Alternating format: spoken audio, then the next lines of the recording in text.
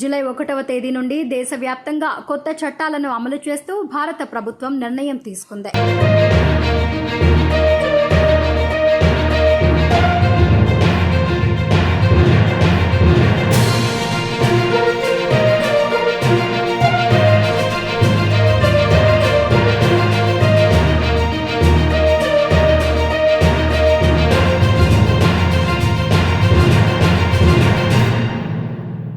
అందుకు అనుగుణంగా కొత్త చట్టాలను అనుసరిస్తూ ముందుకు సాగాల్సి ఉంది.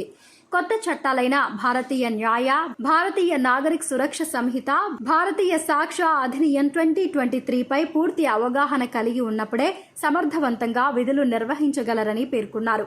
కొత్త చట్టాలపై పూర్తి స్థాయిలో అవగాహన రావాలంటే ప్రతి ఒక్కరిలో నేర్చుకోవాలనే తపన ఉన్నప్పుడే సాధ్యమవుతుంది.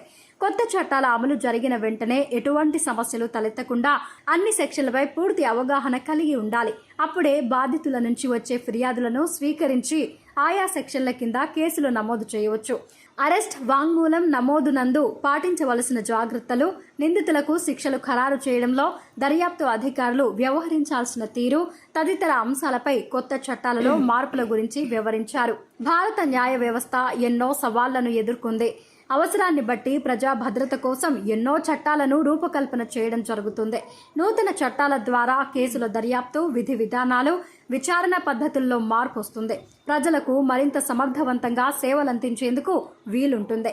అధికారులు, సిబ్బంది ప్రతి ఒక్కరూ కొత్త చట్టాలను నేర్చుకోవాలి. దేశవ్యాప్తంగా చట్టాలపై పోలీస్ అధికారులకు, సిబ్బంది శిక్షణనివ్వడం జరుగుతోంది.